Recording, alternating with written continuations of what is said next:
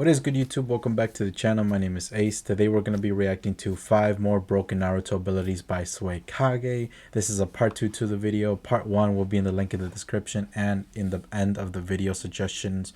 Quick disclaimer, unfortunately for some reason this is the one video out of the whole week I did recordings that the audio got messed up. I had my microphone plugged into my iPhone and the iPhone camera just completely took a dump, so the audio got messed up.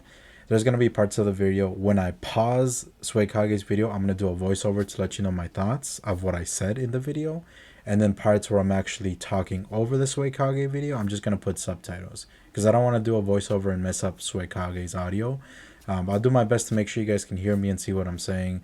But without any further ado, this won't happen again. Just a quick disclaimer and enjoy. Everybody, SWAGKAGE here, and welcome to today's video. So, one of the most popular videos on my channel, and this has basically been the case since I first uploaded it, is a video I made a few years back talking about really busted, unfair Naruto Jutsu. Now, personally, I don't think it's that great. I think I've gotten a lot better at making videos since then. But nonetheless, a lot of people have been asking for a sequel to it for a really long time. Now, fortunately for everybody who was a fan of the first video, Naruto has no shortage of stupid, wacky nonsense, and so it wasn't hard for me to track down 5 more jutsu that I think are absolutely ridiculous. Maybe not to the same extent as the ones I mentioned in the first video, but for one reason or another, they're all still pretty crazy.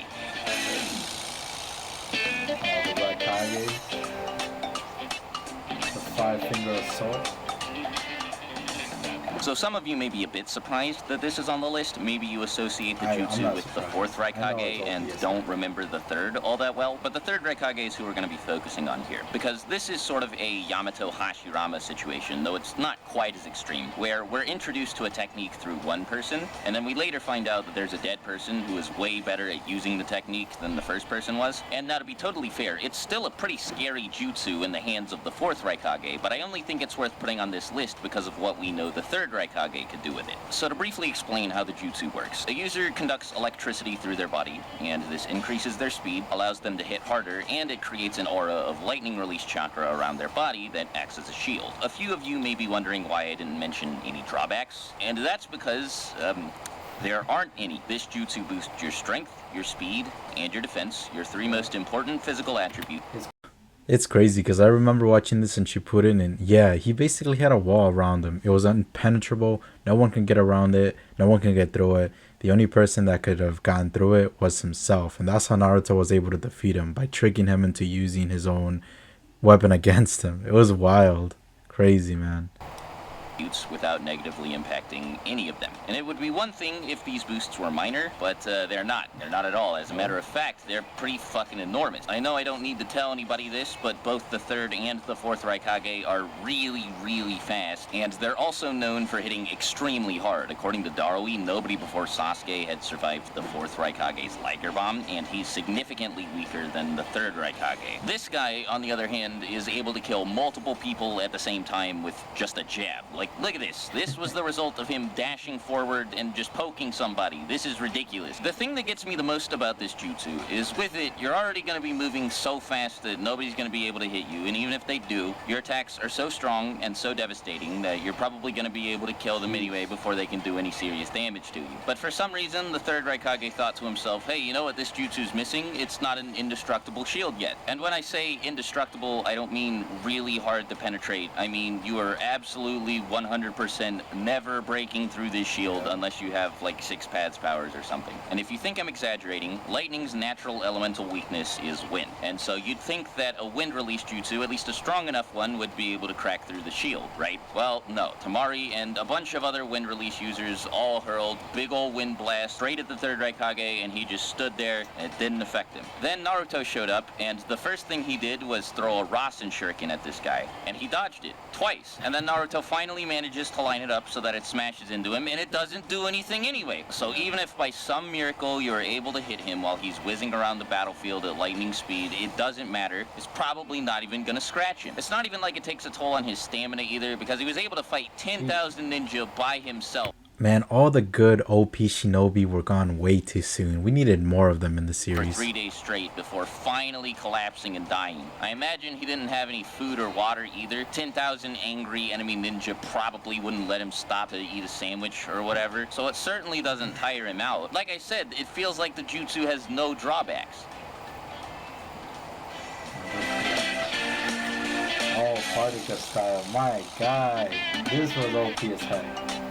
Had it not, well, I'm gonna let it play. Had it not been for Obito, Now, I know Sasuke I'm kind would've of died cheating here when he like I fought, did when I put Onoki. wood release as a whole on the last list. But to be fair, we don't really see that many particle-style jutsu in the series. As a matter of fact, I think we only see 2, and both of them are basically the same thing. But anyway, my reasons for thinking it's just a little bit overboard should be pretty self-explanatory. You just shouldn't be able to fire a gigantic laser beam that can atomize anything it touches. Why Onoki ever felt like he needed to hire the Akatsuki when he could just do this, it's a bit of a mystery to me. I know we never saw it used for anything significant aside from Onoki nearly killing Sasuke with it, but that's not really his fault. He was introduced right before the war arc, so aside from, again, Sasuke, all of his opponents were regenerating zombies who got progressively more powerful. He had to fight members of the Akatsuki, former Kage, including another user of particle style, and then finally Madara Uchiha. So I think it's safe to say that the circumstances weren't exactly ideal for him to make the best use of this nature transformation, and had we been given the opportunity to see him fight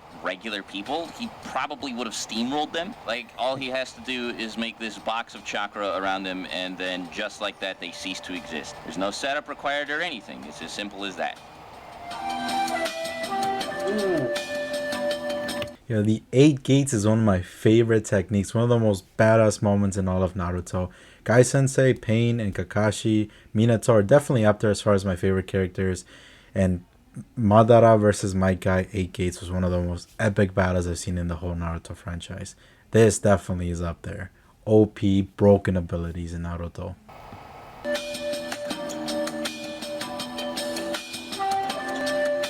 So you can maybe argue that the 8 gates are more fair than the last 2 entries, because to get the most out of them, you have to kill yourself. And even if you're not opening all 8 of them, opening any of them comes with some pretty serious risks. But that said, opening the 8 gates is basically all Guy knows how to do, and he's a fucking badass. Also, even though opening the 8th gate is an act of suicide, well, first of all, if you happen to have anybody who can perform miracles on the fly nearby, like Naruto, for example, then you're fine. But more importantly, the price of death does not make up for the gargantuan power boost you receive. When Guy opened the 8th gate, he was able to do nearly lethal damage to Madara, and Madara had Yin Yang release, Wood release, and the Rinnegan.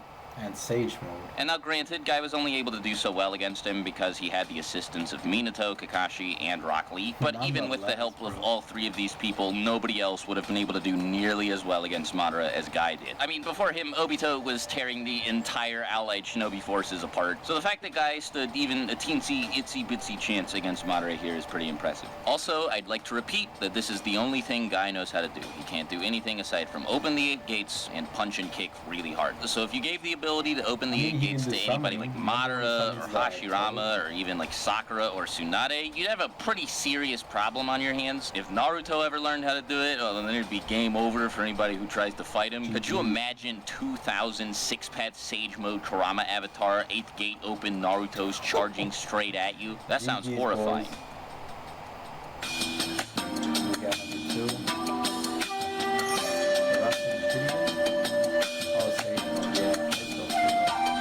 So Sage Mode is like the 8 gates, but without any of the drawbacks. Granted, the buffs provided by it aren't quite as substantial as the ones provided by, like, opening the 7th and 8th gate, but just look what it did for Kabuto. If you would have told me this guy would go on to become a major antagonist, I would have no reason to believe you. As a matter of fact, I would probably never talk to you again. But somehow, he went from this to this. Before mastering Sage Mode, he was so flimsy that Naruto literally shouted at him and sent him flying across a bridge. But then after mastering Sage Mode, he was able to tussle with Sasuke and Itachi at the same time while blind, and almost beat them a couple times throughout the fight. As a matter of fact, Sage Mode is so great that Orochimaru created a crappy bootleg version of it, called it the Curse Mark, and it still ended up being one of the most valuable tools in the arsenal of anybody who could use it. Actually, Swag, you have to leave yourself open for a really long time to enter Sage Mode, because you have to gather natural energy. It's not that easy. See, Minato would like to have a word with you, because he's like, oh yeah man, no, I suck at... The paradox of the situation of Minato. He sucks at Sage Mode, quote unquote, but he's a perfect sage. He's got the same eyes as Naruto when he mastered Sage Jutsu. What a beast. Sage mode. I'm just really bad at it. That's why I never use it. And then, like, he just goes. Also, in the war, when Naruto figures out that he can stack it on top of KCM, he's like, oh, sweet, let's try it out. And he doesn't have to go off in the corner and go gather natural energy or whatever. Just like Minato, he's just like, all right, that's it. The multi-shadow clone jutsu? I mean, I think the multi-shadow clone jutsu is only effective when you're at like a KCM level or a 6-pass level, because you can't argue with me in the whole Naruto franchise and Shippuden franchise that the clones were ever effective. Literally every time he spawned them, they were just there to show how powerful the other opponent was, and they would always poof out of the way. Like, they were never effective. There's a whole TikTok meme about it. They, like, Naruto uses his clones to go 1-on-1 or 3v1. Like, bro, no, just jump them. Forget the 1v1 crap. Just jump them, like 60 versus 1. But nah, they just, unless you're 6-pass, they basically just get, you know, clapped and then they poof. This jutsu might be the dumbest thing in the whole entire series. Maybe it's not as ridiculous as the Sharingan, but then again, the Sharingan doesn't let you clone yourself 2,000 times. And that's my biggest thing with this jutsu. The regular shadow clone jutsu that lets you make about a dozen at most, that's one thing, but the multi-shadow clone jutsu, like, 2,000? Are you serious? Why do you need that many? Why is the number that high? Even setting that aside, there are so many other applications for this jutsu. It can be used to significantly accelerate the process of training, and like, I mean by a lot. Naruto was able to complete multiple years worth of training in the span of a few days, maybe a week at most, because of the way shadow clones work. That's dumb. That's not even a little bit fair. That shouldn't be possible, but apparently it is. So I guess Naruto could just like walk into the Hidden Leaf's library, pick up the scrolls for every jutsu there, and within like a year or two, he'd be a master of all of them. He was also able to have his clones gather natural energy for him while he was fighting pain, so he could like constantly refill his Sage Mode meter without really having to do anything. Then of course, there's the fact that he basically fought the Fourth War by himself. He fought multiple Kage level opponents who were all spread out across the world at the same time, and he was able to do this all thanks to the Shadow Clone Jutsu. For some reason, his Shadow Clones could also create their own Shadow Clones, which really wasn't necessary.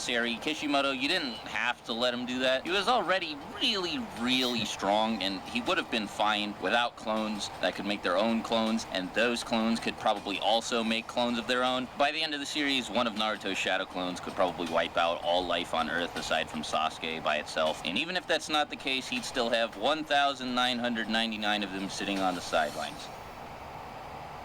And the final one, drum roll please. Oh no, that was it. Oh my god, I can't count. Yo, that was the video.